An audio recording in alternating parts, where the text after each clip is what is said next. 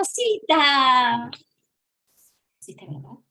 Uy, justo pone a grabar, después lo cortamos, Rosita. Hola a todos, Normita, y bueno, los que se vayan incorporando. ¿Sabe qué? Hoy estamos como muy, muy sorprendidos. Nosotros sabemos, y el Señor nos hizo entender allá por el 2016, nos habló literalmente que tenemos que cambiar nuestra manera de pensar, desarrollar nuestra mente al nivel de ser como uno que se prepara y se entrena para competir en las Olimpiadas. Y el Señor dijo, como un corredor olímpico japonés. Y hemos estado mirando, yo particularmente presto mucha atención a cómo se mueven los japoneses, y en el mundial uno sabía, todos los espectadores japoneses y tenían, son excelentes, se portan bárbaro, pero tienen unos hábitos tan maravillosos, porque ellos lo que hacían es que llevaban bolsas y levantaban toda su basura en los estadios donde fueron a ver el mundial de fútbol. Si eso lo llevamos al entrenamiento para una competencia olímpica, obviamente vamos a encontrar gente que es capaz de entrenarse con los ojos puestos en la meta. Eso nos implica a nosotros todos un cambio de mentalidad. Y el Señor dijo que nos daba 4 años y esos 4 se completaron en el 2020. Y el 2020 nos encontró a algunos que se habían olvidado el pedido de cambio de mentalidad, otros transformándonos y otros así, y sucede la pandemia. El Señor en la pandemia nos habla de que es una vuelta de página, que es un cambio de temporada. No podemos seguir viviendo igual. Y hace poco el Señor nos mostraba que muchas águilas se habían muerto o estaban como dormidas, y que la manera de despertarse y de volver a ser águila, con todo lo que implica ser águila, porque el águila, bueno, tiene un montón de características que yo le pido que después googlee, porque gracias a Dios lo podemos hacer por ahí, características del águila, ¿no? Se va a encontrar unas tremendas sorpresas, pero el Señor dijo otra vez, la palabra es arrepentimiento. Si yo quiero hacer una introducción para que sepamos dónde estamos parados. Bien. Resulta que hoy es el tiempo para los hebreos, para los judíos y para Dios bíblico se mide desde el atardecer. Es decir, después que el sol se esconde y aparece la primera estrella, ahí empieza a medirse el día. Es decir, que nosotros ya estamos oscuros acá, ya se ven las estrellas, ya estamos en el día siguiente. Es decir, sería para nosotros el 26 de mayo. Pero, en realidad lo que empezó es el día 6 de Sivan. ¿Qué es el día 6 de Sivan? Es el día número 50 desde... Que Jesucristo resucitó. No, es el día número 50 en la cuenta desde la Pascua, desde Pesaj. Entonces, ahora, digamos, está empezando el día de lo que llamamos Pentecostés. Pentecostés es un término griego, ¿sí? En realidad, en la Biblia se conoce como la fiesta de las semanas. Es decir, las fiestas de las semanas es cuando Moisés sube al monte y recibe los 10 mandamientos. Eso, y a partir de ahí se empieza a festejar la fiesta de las semanas, que son a los 50 días de festejar la Pascua. Y eso empezó ahora, en este momento, casi. Seguramente en Chile está empezando ahora porque en una hora más. Claro, tiene una hora más, el sol ya se está escondiendo. En Centroamérica son las 6 de la tarde pasaditas allí, así que Ana Paula todavía no empezó el día del Pentecostés. Claro, está por ahí. Entonces... Aquí son las 6:11. Hola, claro, bendiciones. Bendiciones. Tiene que ver con el momento que se esconde el sol. A partir que se esconde el sol y se ve la primera estrella, ahí empieza a contarse el día. ¿Sí? Es decir, que para algunos ya empezamos en el día 6 de Sivan, y otros fíjate que ahora lo van a empezar dentro de un rato.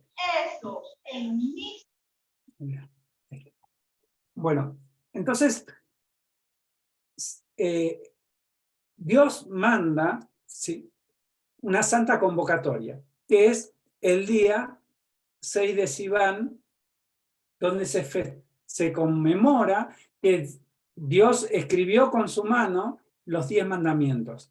Es decir, aparecen las 2 tablas de la ley donde aparecen los 10 mandamientos y todo un conjunto de leyes que le dijo Moisés, que después la plasmaron y están los primeros 5 libros de la Biblia. Ahora, ese es el cumplimiento de la ley. Después pasaron más de 1000 años y viene Jesús y viene a ser el cumplimiento, pero en lo espiritual, de algo que era una normativa legal, pasó a ser una ley espiritual, porque si bien la Biblia es espíritu, la palabra es espíritu, es decir, lo que hace él es confirmar en la cruz un nuevo pacto. Entonces el viejo pacto tenía que ver con una ley escrita por la dureza de los corazones de las personas, pero en el nuevo pacto es por gracia, es por la obra de Cristo. Entonces nosotros hoy estamos celebrando, es una santa convocatoria de Dios, justamente por la obra de Cristo, y es la venida del Espíritu Santo, que es el sello del pacto. Y con el nuevo pacto el Señor dice que escribe las leyes en nuestro corazón y en nuestra mente, ¿sí? Es tan tremendo entender que Cristo fue el cumplimiento de todas las profecías, que Él hizo que coincidan en los tiempos señalados, ¿sí? Así como en su tiempo ya el pueblo había salido de Egipto, y en el monte Sinaí asciende Moisés, le entregan las tablas, bueno, sucede todo. 1000 años después, o un tiempo, muchos años después, en el mismo tiempo aparece Jesucristo, ¿sí? Sucede que lo crucifican en Pascua cuando matan el cordero saliendo de Egipto. Y luego, 50 días después, que cuando fue en su tiempo la recepción de las tablas de la ley, sucede lo que la convocatoria del Pentecostés, que el Señor les dice, cuando Él asciende, se queda 40 días, eso ya lo vimos, ¿sí? Se queda 40 días enseñándoles del reino y se les presenta resucitado y les enseña toda esa vida que implica la resurrección. Les dice, esperen en el aposento alto, ¿sí? Que va a venir el Espíritu Santo de Dios. ¿Cuándo viene? Exactamente en el día 50, así como cuando a Moisés le entregan las tablas de la ley. Eso es lo maravilloso de entender que cómo hay esa coincidencia temporal y de alguna forma cómo el enemigo cegó eso y nos hizo vivir en un mundo occidental con un calendario gregoriano celebrando fiestas fuera de tiempo y sin entender. Entonces el Señor nos fue llevando poco a poco y en lo personal a mí me impactaba esa coincidencia. Al principio no la entendía porque uno tiene en la mente el calendario gregoriano, entonces Pascua, Pentecostés, una que casi que uno no entendía por qué lo celebraba por celebrar, y ni hablar otras fiestas que no coinciden para nada, como es la Navidad. Sí, de hecho, la Iglesia Católica festeja el domingo, siempre fue un domingo, y salen de los preceptos bíblicos, y a veces incluso cambian las fechas. Entonces, en esto, digamos, tenemos que saber por qué hoy, y eso es lo que queríamos transmitir. Sí, básicamente ese es uno de los detalles. Sí. Más importante es entender Lo que vamos a ver ahora. El contenido de esto, ¿sí? El Señor hizo que coincidiera. ¿Por qué? Porque Él mismo fue el cumplimiento y Él se ajustó a ese cumplimiento en el tiempo señalado. Luego de eso, a nosotros lo que el Señor nos va impartiendo, porque cada vez, o sea, hace unos cuantos años Él nos llevó a reenfocarnos en las fiestas perpetuas. Y esta es una de esas. Luego nos fue revelando, y cada año es distinto lo que nos va revelando en función de estas celebraciones.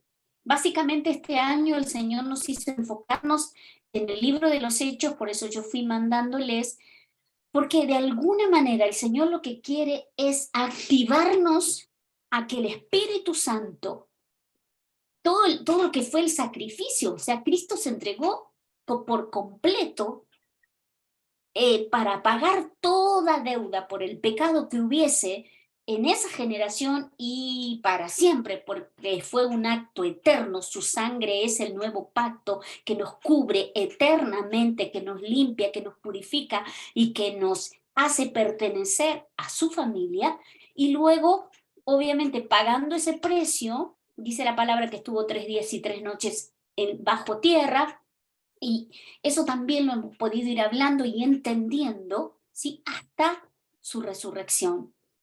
También hemos aprendido que no es que él estuvo muerto, él estuvo físicamente ahí en la tumba, pero en ese interín él descendió al infierno, le predicó, dice, a los que estaban en el infierno y que habían ido allí porque se habían perdido en el diluvio, eso lo dice la Biblia, y el infierno no lo puede retener, por lo tanto él es vencedor del infierno, la muerte no lo pudo retener, es vencedor de la muerte, y obviamente Satanás queda derrotado.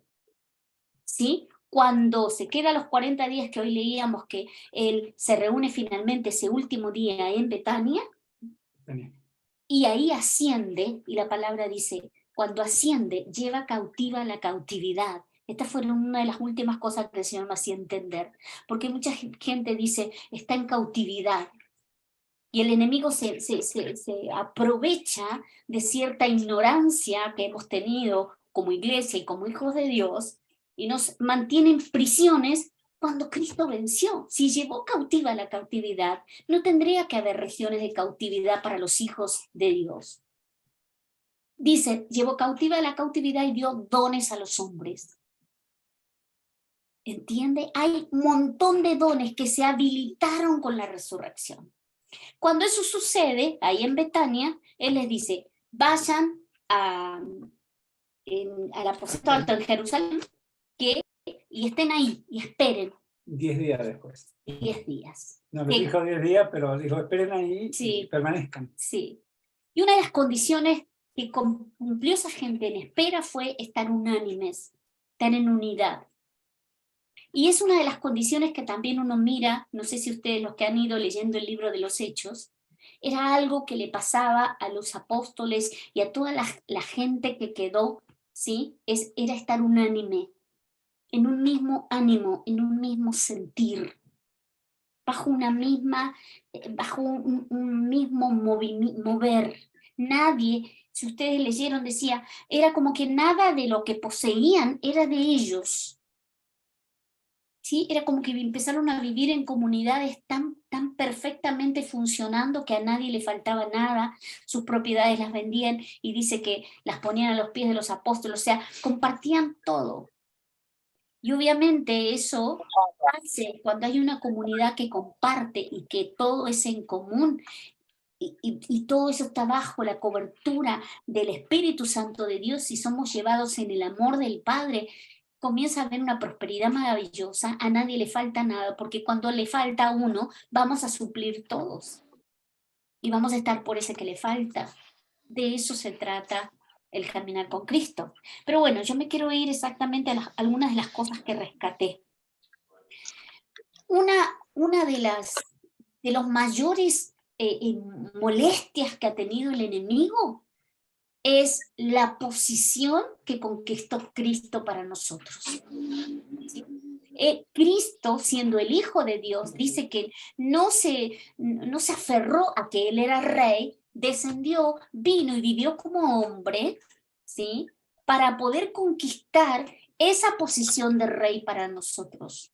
Nosotros en Cristo y a través del precio pagado por Jesucristo, pasamos a tener acceso a pertenecer a la familia de Dios, a ser hijos, a ser reyes y sacerdotes, como dice la palabra, una nación santa, real sacerdocio. Pero ¿por qué la iglesia no vive en esa condición? ¿Por qué los hijos de Dios nos cuesta tanto entender lo que somos? Porque ha habido es como que el enemigo, una vez que él se da cuenta que nosotros nos damos cuenta de quiénes somos en Cristo, nos pierde. Cuando yo sé que soy hijo, ya no soy oveja, ya no soy siervo, ya no soy esclavo, ¿sí? Yo ya no le cedo más territorio al enemigo, porque empiezo a darme cuenta de estas cosas. Es derrotado, ya no tengo por qué pelear con el Satanás. Él está derrotado bajo nuestros pies. ni con el infierno, ni le temo más a la muerte. Bueno, todo lo que hemos venido nosotros entendiendo como hijos de resurrección. Nos pierde el enemigo. Gloria a Dios por eso. Pero lo que se encarga de mantener a un alto porcentaje de gente creyente bajo ese velo. Sos un pobre que tiene que estarle siempre pidiendo al Señor y que buscando un intermediario que sea tu líder, alguien que ore por vos porque a ese le escucha más que a vos. Y bueno, todas esas cosas raras que el Señor no quiere que las tengamos, ¿sí? Porque Cristo entregó todo su ser, toda su sangre, se entregó a sí mismo, se humilló a lo sumo para que el velo se rompa. ¿Ven? Entonces, ¿por qué los hechos? Y yo entiendo por qué el Señor nos llamó a los hechos, porque los hechos son eso, son hechos, son acciones ya concretadas. No es algo que va a suceder. El Señor dijo, consumado es, hecho está. ¿Sí? Hecho está, ya no hay más nada para hacer. Cristo hizo todo. Nosotros lo que tenemos que hacer es apropiarnos de ese hecho está para empezar a ser testigos de esa acción poderosa de Cristo. Amén. Me voy a poner los anteojos para leer acá. Lo hecho está, si quiere anotar ahí citas bíblicas, va a encontrar en Juan 19:30, Marcos 15:37, Lucas 23:46. Juan 19:30, Marcos 15:37 y Lucas 23:46. Todas hacen alusión a lo consumado, al hecho está. La palabra también significa terminado, finiquitado, logrado, pagado en su totalidad, misión cumplida, diríamos. Consumado es, la palabra en griego es tetelestai, que significa pagar una deuda. Amén. En Lucas 23:46, que es lo que yo le dije, el Señor dice, en tus manos encomiendo mi espíritu. Y sabe que es en tus manos, y todo eso que el Señor fue hablando en lo que sería su proceso de ir hasta la cruz, Él fue diciendo los salmos. Todo lo que Él iba expresando era ir declarando salmos. ¿Sí? Se habla de que Él decía el Salmo 31, que se llaman también salmos mesiánicos del sufrimiento. Esto en realidad lo fui encontrando y lo puse como una anotación, porque nos va a servir a nosotros saber que va a haber procesos duros por los que vamos a pasar y vamos a tener que llenar nuestra boca de palabra de Dios. ¿Sí? Que Jesucristo no iba lloriqueando diciendo, ay, cómo me duele, Señor, me dejaste, ¿por qué? ¿Por qué me pasa esto? Que es la expresión que a uno le sale cuando le pasa algo que piensa que no está bien. Jesucristo, digamos que el quiebre de su voluntad sucedió en el Getsemaní. ¿Sí? Ahí el Señor se quebró a sí mismo. Ahí entregó su voluntad. Ahí murió. Todo lo que vivió luego físicamente fue ya en un plano donde su espíritu y su voluntad y todo su ser estaban totalmente consagrados a Dios. Y eso es algo que nosotros tenemos que entender, porque para resucitar yo tengo que morir. No hay resurrección sin muerte. Y la muerte es voluntaria. Y cuando yo decido voluntariamente morir, solo me queda resucitar. Eso es maravilloso de entenderlo. ¿Por qué digo esto? Porque cuando uno entiende lo que pasó en el Pentecostés, que por ahí Juancito no sé si va a compartir todo lo que implicó el Pentecostés como acto, es un acto profético. Sucedió en lo natural en ese día allí, pero sigue sucediendo y en nosotros también sucede. ¿Sí? Y nos habilita en un montón de aspectos la impartición del Espíritu Santo sobre nuestra vida. Pero para que eso suceda, tengo que morir primero. ¿Sí? Jesucristo no pudo dejar lugar al Espíritu Santo si Él no moría. Cuando yo también muero, y que simbólicamente ese acto sucede en el bautismo. Cuando yo me bautizo, que hago un acto público, es decir, yo me sumerjo, yo me rindo, yo me humillo, resucito con Cristo. Y con la resurrección viene luego la unción y el Espíritu Santo sobre nuestras vidas. Y es importante entender esto, el Señor me hacía entender. El Espíritu Santo tiene 7 características o 7 espíritus consigo, 7 lámparas, 7 áreas de nuestra vida que se tienen que iluminar. Y es importante que también sepamos cuáles son para saber qué parte de eso todavía en mí no está iluminando para trabajar allí, ¿sí?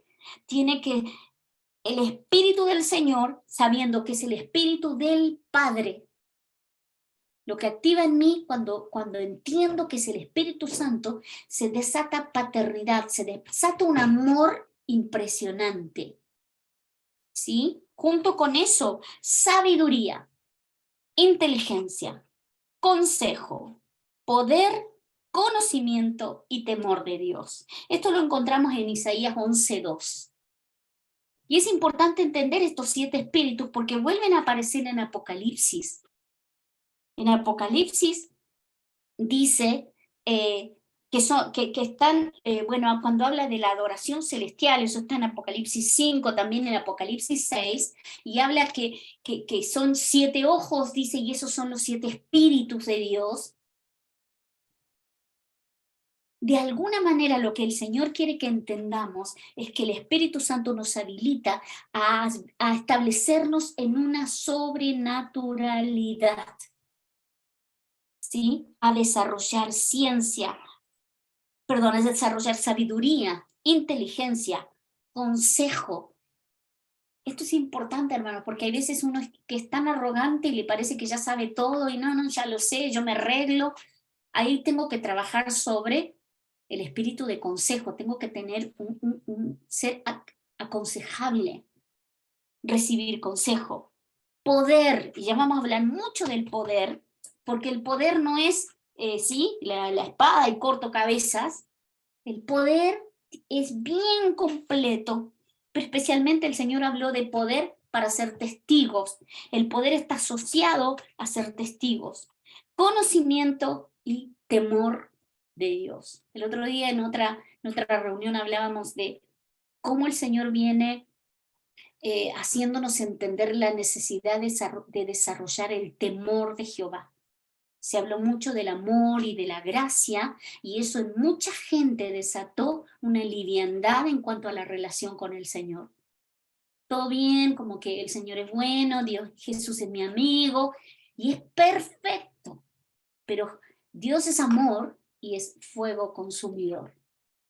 Entonces, el temor de Jehová, ¿sí? Yo tengo que saber, ¿sí? Y eso me desata que yo no voy a abusar. Yo sé que Él me ama, pero hay un límite en mis comportamientos y por amor voy desarrollando más y más comunión y a su vez voy queriendo a que estas 7 lámparas se me activen para yo ser una persona equilibrada, con dominio propio, empezar a dar esos frutos del Espíritu.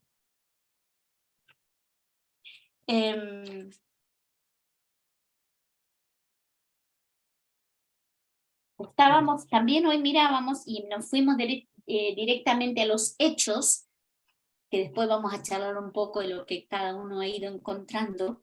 Me llamó la atención 2 cositas y ahí lo dejo a Juan. El libro de los hechos empieza diciendo, en el primer tratado, oh Teófilo, ¿y sabe qué Teófilo significa amigo de Dios? Y mirábamos que ningún nombre es casual, obviamente ningún nombre es casual en la Biblia, ¿sí? Están escribiendo de un amigo de Dios. Y yo les había contado que cuando el Señor empezó a revelarme lo de la resurrección, me hizo ver la diferencia entre uno que lo ama y le cree, y otro que está, a ver, siendo legalista, quedándose en una estructura cerrada y esperando que sucedan milagros. A ver, para ver, ¿por qué son los milagros? Y a ver, pero no se manifestó. O sea, como que siempre cuestionando, y que en algún área hay algo de fariseo, hay algo de saduceo, hay algo de lo que el Señor rechazaba. En cambio, Lázaro era su amigo y él manifestó la resurrección y el último milagro en Lázaro en el cuarto día. De esto también estuve hablando. Entonces, cuando acá el libro de los Hechos empieza con Teófilo, dije, wow, esto es muy bueno. Bueno, para entender esto, vamos a ir del momento de la cruz hasta el Pentecostés. Es decir, ¿qué fue pasando como hechos trascendentes? Y lo primero que lo vamos a encontrar en Lucas 24:16. Iban los dos discípulos camino a Emaús y dice, pero sus ojos estaban velados para que no lo reconocieran. La muerte, la angustia, hace que no podamos ver lo espiritual. Jesús se le presenta y no pudieron conocerlo. ¿Qué pasa con la mayoría de la gente? Al no ver la cruz, al no tener en claro la revelación de la cruz, es decir, no ve lo que está pasando después que la resurrección. Y dice en Lucas 24:31, 24:30, y sucedió que al reclinarse con ellos a la mesa, tomó el pan y lo bendijo, y después de partirlo les daba. Entonces le fueron abiertos los ojos y lo reconocieron, pero él se hizo invisible. ¿Qué significa esto? Que hay un momento de nosotros que se nos caen los velos, que podemos empezar a ver lo espiritual. Y eso tiene que ver con un proceso donde no veíamos y empezamos a ver. Los mismos discípulos que vivieron con él, vieron milagros, pero llegó un momento que fue cuando tomaron la Santa Cena, cuando le fueron abiertos los ojos. Porque tenían amargura, tenían tristeza, y obviamente se murió su maestro, compartieron todo, y de repente ya no estaba. Y realmente creo que muchos han tenido la duda. De hecho, Tomás tuvo la duda y le dijo, mira mis marcas, pone el dedo. Ahora, entonces tenemos un primer paso donde se nos abren los ojos. Y en el mismo Lucas 24, versículo 45, dice, 44, y le dijo, estas son mis palabras que yo hablé cuando aún con vosotros, que tenían que cumplirse todas las cosas que habían sido escritas acerca de mí en la ley de Moisés y en los profetas y en los salmos. Es decir, él vino a cumplir toda la ley. Pero ¿qué dice en el siguiente? Entonces les abrió la mente para que entendieran las escrituras. Entonces, lo primero que pasa es que empezamos a tener visión espiritual. Y lo segundo, que empezamos a entender todo el cumplimiento de la ley. Todo lo que Cristo hizo, bien, digamos, ya empezaron a ver plasmado toda la obra de Cristo a través de la apertura de su mente. Entonces, nosotros empezamos a tener una apertura mental. Y la palabra para mente, no sé si lo notaste. No. Bueno, es... Bueno, yo tampoco lo noté. No importa. Bueno, la palabra para mente tiene que ver también con intelecto, tiene que ver con aquellos que dice la palabra que tenemos la mente de Cristo. Entonces, Él nos abre la mente para que nosotros empecemos a ver desde otra dimensión. Por ahí, esto cómo llevarlo a la práctica personal. El tomar la cena es una acción poderosísima. ¿Sí? Es pan y es vino, pero es el cuerpo y la sangre de Cristo. Cuando uno entiende el poder que se desató a través de la muerte y la resurrección de Jesucristo, toma la cena desde otra dimensión. La toma entendiendo que lo que está poniendo en evidencia es que está posicionado en ese nuevo pacto, que la sangre de Cristo es el precio pagado para nuestra libertad, para nuestra redención, para nuestra vida en Cristo, y su cuerpo fue lacerado y a través es muy puntual cuando habla de que el cuerpo se laceró, dice, además de que nos sana, porque por sus llagas somos sanados, el velo se rompió. La carne representaba ese velo. ¿Y qué significa que se rompe el velo? Que yo tengo acceso al Padre, que no necesito, no es que uno va a menospreciar los líderes o quienes nos pueden interceder y ayudar a interceder. Gloria a Dios, conformamos un cuerpo precioso, pero todos tenemos acceso y es importante que lo entendamos porque el Espíritu Santo lo que hace es ponernos bajo la misma cobertura y el Espíritu Santo es para todos, ¿sí?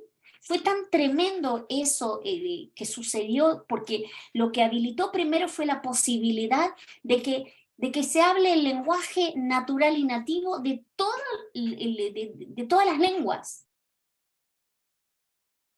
Ahí le puse la cita bíblica en 1 Corintios 2, 14. En el chat del Zoom, sí. 1 Corintios 2, 14 al 16, nos habla del hombre en la carne. Dice que no percibe las cosas, no puede entender lo espiritual. Pero dice, en cambio, el hombre espiritual juzga todas las cosas y no es juzgado con nadie. Y dice en el último versículo, mas nosotros tenemos la mente de Cristo, la mente del Mesías. ¿Qué significa? Que podemos discernir espiritualmente. Es decir, cuando en esta segunda etapa no solamente podemos tener visión, sino empezamos a discernir las cosas, pero todavía no llegamos al derramamiento del Espíritu Santo. Es decir, los discípulos estaban en los primeros 40 días. Ahora, otra cosa que pasa es que ellos lo ven irse. Ellos ven cuando Jesús se va.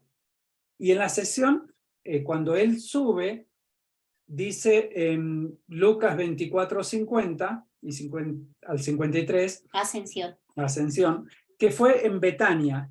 Y sabe que Betania es el lugar de Lázaro. Es el lugar de Lázaro, es el lugar del tercer día, es el lugar donde estaba la tumba y fue resucitado al cuarto día. Entonces, dejó el mensaje diciendo, yo salgo de ahí y voy a volver de la misma manera, dicen Hechos. ¿De qué manera va a volver? En carne, porque él se fue en carne. Eso lo dice en Lucas y en Hechos también, cuando uno empieza a leer, dice que él le decía, ven y tocan mi carne, yo vine en carne, soy como otro, y como prueba le dijo, dame de comer, y empezó a comer. No era un espíritu como todos, es decir, él fue como Enoc, alguien que con cuerpo resucitó. Y pasa algo tremendo que hoy veíamos con Mónica, que después que asciende, le dice en Hechos 1:8, pero recibiréis poder cuando venga sobre vosotros el Espíritu Santo y me seréis testigos en Jerusalén, en toda Judea y Samaria y hasta lo último de la tierra. Después de decir esto, los bendice y se va. Esto lo dijo en Betania. Y es lo último que dice. Es lo último que dice. Es decir, habla de ser testigos. Pero antes de ser testigos, vamos a hablar más adelante, vamos a retomar qué pasó en los últimos 10 días, digamos, desde que él asciende hasta el Pentecostés. Resulta que no estaba Judas, entonces tenían que nombrar algún reemplazo. Y eso viene de la mano del Espíritu Santo, es decir, ¿a quién elegimos? Está en Hechos 1, del 12 al 26, contado.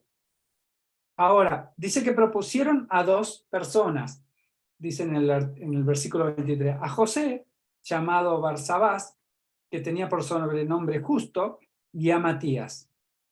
Y acá vemos que ellos tenían que tener una característica, estas personas, que tenían que haber sido seguidores de Jesús desde que se bautizó hasta la ascensión. Es decir, alguien que haya sido un seguidor todo el tiempo. Es decir, en nuestra figura actual sería alguien que cree en Dios y va a la iglesia. De esos, tuvieron que elegir uno de estos 2. Uno era Matías, que significa regalo de Dios, que sabemos por la Biblia que fue elegido Matías, pero el otro Barsabás, significa hijo de Saba. Hijo de Saba. Y Saba, del hebreo 66:34, significa convocar los deseos de uno. Es decir, era un hijo que se movía por los sentimientos, significa convocar los deseos de uno. Entonces tenemos dos personas que reunían los requisitos, y esto es muy representativo. Los dos eran personas fieles a Jesús, pero uno se movía por sus deseos y el otro no. Entonces nos da una figura de lo que el Espíritu está buscando. ¿Por qué me silenciaron? No, está bien. Perdón. Entonces tenemos una selección de dos personas con dos características distintas. Y Dios dice, yo voy a activar como mi discípulo aquel que no se mueva por los deseos personales. Sí, de alguna forma también entendíamos que lo que el Señor quiso marcar a partir de Matías, del regalo de Dios, lo que estaba sucediendo en ese instante. Él se había entregado como un regalo, la salvación que nos daba fue un regalo y era un regalo. La venida del Espíritu Santo que iba a transformar literalmente toda la vida de los apóstoles era un regalo. Y dice la palabra que ellos, eso está en Hechos 1:20, 21, yo voy a leer de la versión de las Américas, pues dice, en el libro de los Salmos está escrito, que sea hecha desierta su morada, hablando de Judas, y no haya quien habite en ella y que otro tome su cargo. Por tanto, es necesario, estaban diciendo los discípulos, de que de los hombres que nos han acompañado todo el tiempo que el Señor Jesús vivió entre nosotros, comenzando desde el bautismo de Juan hasta el día que entre nosotros fue recibido arriba, uno se ha constituido. Presentaron a dos. A este Barsabás, también José, llamado Barsabás, que también lo llamaban justo. Mire qué tremendo. Lo llamaban justo. Era una persona buena, pero que tenía como una serie de atributos personales, ¿sí? También otra de las acepciones que significaba Sabás era una voluntad propia, una voluntad férrea de sí mismo. O sea, tenía atributos personales. Y a Matías, que significaba regalo de Dios. Habiendo orado en el versículo 24, dijeron, tú Señor, que conoces el corazón de todos, muéstranos a cuál de estos dos has escogido para ocupar este ministerio de apostolado de cual Judas se desvió para irse al lugar que le correspondía. Echaron suertes y la suerte cayó sobre Matías y fue contado entre los apóstoles. Algunos dicen, como que cayó en suerte. No, ellos oraron a Dios, preguntaron. Y cómo mirábamos hoy, el Señor dijo, yo quiero darles un regalo, esto que les estoy entregando es un regalo, no es con sacrificio, no es por su justicia, no es con una voluntad férrea y propia de ustedes, un regalo. Y ese fue el número 12 de los discípulos. Y sí, la otra cosa que entendíamos hoy era que Jesús, habiendo resucitado, estos dos representan a la iglesia actual, representan la condición de alguien que se tiene que agregar, y la condición es ser testigo de todo lo que vivió Jesús. Esa es la condición para ser uno de los apóstoles. Es decir, haber transitado todo el camino de los milagros, la cruz, y hasta verlo resucitado, porque es lo que pasó con estas dos personas. Es decir, pudieron ver todo el camino, pero había algo en el corazón de uno que era lo que hacía que no sea elegido. Y ahora vamos directamente a lo que fue el Pentecostés, capítulo 2 de Hechos. Cuando llegó el día de Pentecostés, estaban todos juntos en un mismo lugar, unánimes, dice en otro lado. De repente vino del cielo un ruido como el de una ráfaga de viento impetuoso que llenó toda la casa donde estaban sentados, y se le aparecieron lenguas como de fuego que, repartiéndose, se posaron sobre cada uno de ellos. Todos fueron llenos del Espíritu Santo y comenzaron a hablar en otras lenguas según el Espíritu les daba que se expresarse. Había judíos que moraban en Jerusalén, hombres piadosos procedentes de todas las naciones bajo el cielo. Porque era un día de fiesta, estamos diciendo que fue el cumplimiento de algo que ya venían ellos celebrando. Claro, la fiesta de las semanas, que se Sí. festejaba, entonces había 3 fiestas y todo el pueblo judío iba en esas 3 fiestas Y venían de todos a lados. Jerusalén. Al ocurrir este estruendo, la multitud se juntó y estaban desconcertados porque cada uno les oía hablar en su propia lengua. Y estaban asombrados y se maravillaban y decían, ¿no son galileos todos estos que están hablando? ¿Cómo es que hablan? ¿Cómo les oímos hablar en nuestra lengua, en nuestro dialecto? Y ahí los describe a todos, partos, medos, o sea, Sí. de donde fuera, cretenses, Hablemos de lo que son árabes. los dialectos. Entonces, acá, más allá de entender lo que nosotros, el Señor esta mañana nos hacía entender, es que por ahí la iglesia tradicional se quedó con que el Espíritu Santo te hace hablar en lenguas. Y es cierto, pero no es todo. Es lo mínimo ahí. Porque esta gente habló en la lengua nativa. Un dialecto es la lengua original de repente tribus, de pueblos, diríamos pueblos originarios, ¿sí? Pero más allá de hablar su dialecto, les entendían. Entonces, una de las cosas que el Señor nos hacía entender, que el Espíritu Santo tiene que desatar entre nosotros la capacidad de comprender al otro, de entender al otro, de escuchar al otro, de hablar su dialecto, de hablar su idioma, ¿sí? A veces sucede que se espiritualiza tanto, se habla, apareciera en un lenguaje que el hombre común no lo entiende, porque somos recontra espirituales y hablamos, hasta parece en otro idioma, ¿sí? Y en realidad el Espíritu Santo nos tiene que bajar al nivel del dialecto de cualquiera. Y eso se consigue y se logra con humillación, con humildad, con morir. Porque si no, conformamos una élite tan espiritual que nadie nos entiende. Y eso hace que el que no entiende se aleje, porque como no entienden, se va a quedar lejos. Y acá ocurrió exactamente al revés. Sí, lo que nos hacía entender el Señor esta mañana era que tener el dialecto, la palabra dialectos, S-Y, con K, dialectos, significa hablar en el lenguaje del otro, pero también es comprenderlo, ver el modo en que él necesita que yo le hable, del modo que necesita que llegue a él. Entonces, ¿qué le hablaban? Daban testimonio de Jesús resucitado, pero se lo hacían entendiendo las necesidades de esa persona, entendiendo qué requerimientos tenía, cómo era su vida. Eso era dado por el Espíritu Santo. Y el asunto también, eso fue lo que sucedió en ese día. ¿Qué es lo que uno entiende? Es lo que el Señor me imparte como punto de partida del derramamiento del Espíritu Santo en nosotros, de su vida completa en nosotros, porque es el Espíritu del Padre. Y si uno va al versículo 17 del mismo Hechos 2, dice, sucederá en los últimos días, dice Dios. ¿Sí? ¿Qué es lo que acá estamos viendo? Eso fue el Pentecostés, que habilitó ese derramamiento, que yo pueda comprender a mi hermano, que hable el lenguaje de mi hermano, que me entienda con el otro. Y después sucederá en el 17, los últimos días, que dice Dios, derramaré de mi espíritu sobre toda carne. Y vuestros hijos y vuestras hijas profetizarán, vuestros jóvenes verán visiones, ancianos soñarán sueños, y aún sobre mis siervos y mis siervas derramaré de mi espíritu en esos días y profetizarán.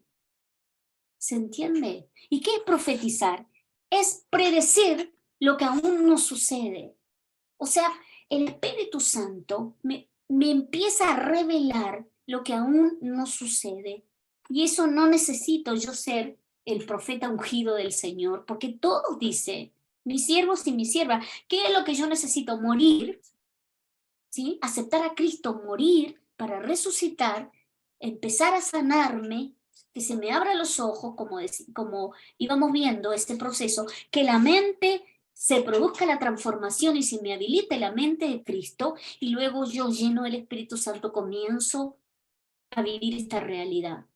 Soy mucho más empático, entiendo al otro, convivo con el otro y lo entiendo y lo escucho y lo amo.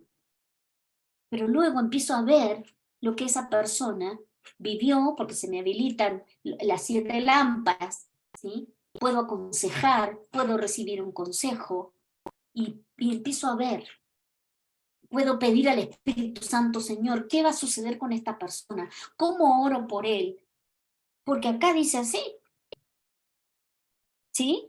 Mostraré, dice el 18, y aún sobre mis siervos y mis siervas derramaré de mi espíritu y en esos días y profetizarán. 19, mostraré prodigios arriba en el cielo, señales abajo en la tierra, sangre, fuego, columnas de humo, el sol, bueno. Y finalmente en el 22, el 21 sucederá que todo aquel que invoque el nombre del Señor será salvo. De Joel 2:28 a Joel 2:32. ¿Y qué es lo que este Espíritu Santo además nos habilita a ser testigos?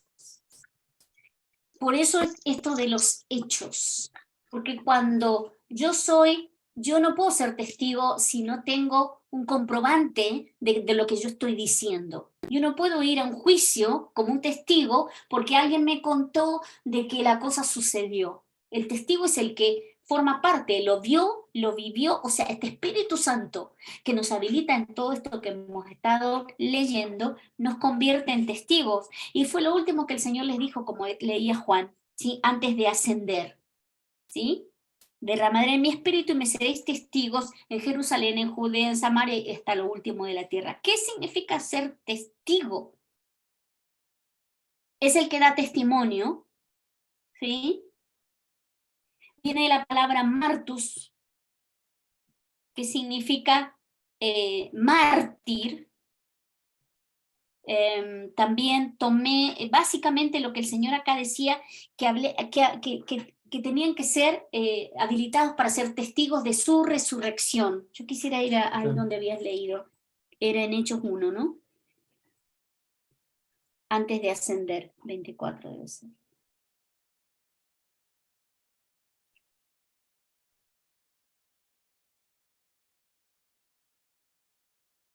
Acá está. Hechos 1, versículos 7 y 8. Y él les dijo, no os corresponde a vosotros saber los tiempos ni las épocas, porque le estaban preguntando, ¿sí? En el 6 dice, restaurarán en este tiempo el reino, le estaba preguntando a los discípulos antes de que ascienda. Y él les dijo, no corresponde a ustedes saber los tiempos ni las épocas que el Padre ha fijado con su propia autoridad. 8, pero recibiréis poder cuando el Espíritu Santo venga sobre vosotros y me seréis testigos en Jerusalén, en Judea, en Samaria y hasta los confines de la tierra. Después de haber dicho estas cosas, fue elevado al cielo mientras ellos miraban y una nube le recibió. Eso fue lo último que dijo. Recibiréis poder. El poder nos habilita para ser testigos. ¿Sí? Es decir, que habíamos visto que primero es la vista para poder ver en lo espiritual. Lo segundo es tener la mente para poder discernir lo que estamos viendo y todo el mundo espiritual.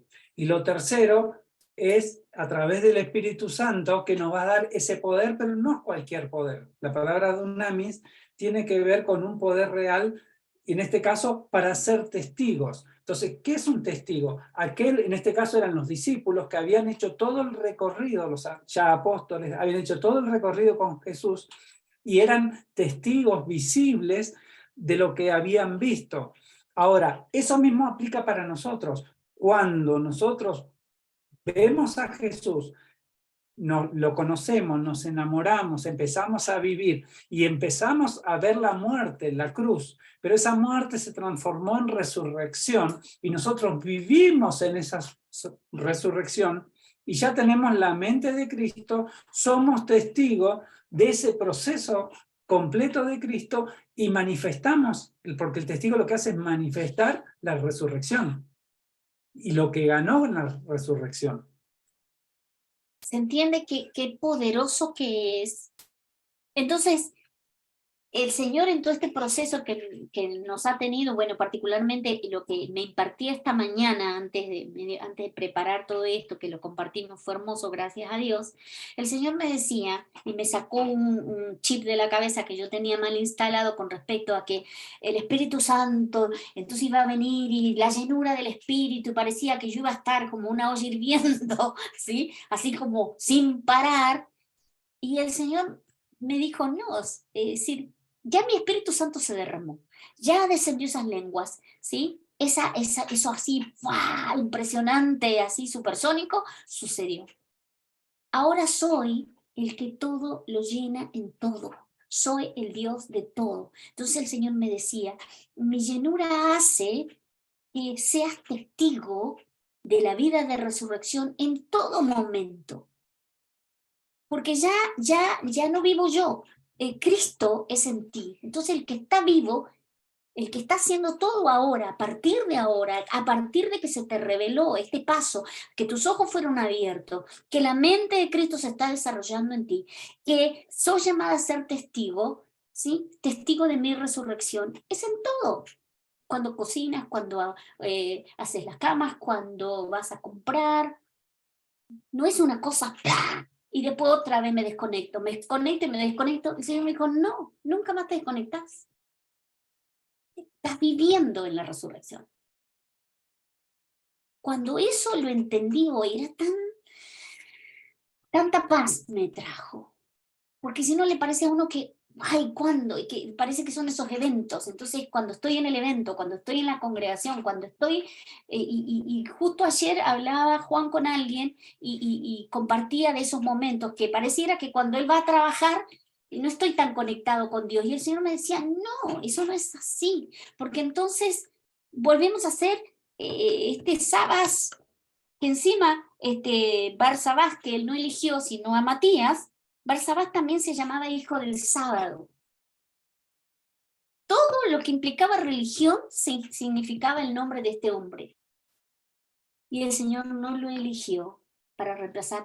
Y fue tan tremendamente maravilloso porque lo sucedió en ese interín donde él ya había ascendido y todavía no descendía el Espíritu Santo, cuando tuvieron que elegir a uno.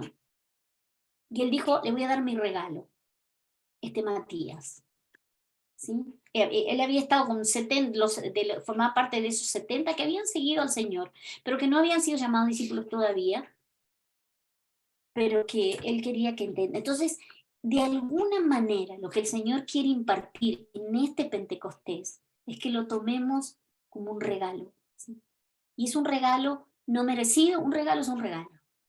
Y empecemos a vivirlo cada día. Cada día, Él nos va a ir llevando a más, porque se nos tiene que desarrollar la mente de Cristo, pero ya la tenemos.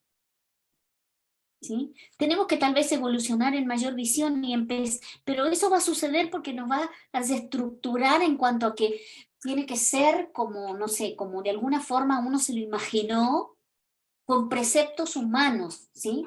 El Pentecostés, entonces tenemos que ir a un lugar y estar una hora entera en un estado casi de éxtasis celestial, gloria a Dios, porque eso sucede, pero y entonces desciende el Espíritu y somos llenos, y después, 4 días después, nos pasa algo que no nos gusta o nos sucede algo malo, uy, ya la llenura no la tenemos. Y eso el Señor me dijo, eso no es así.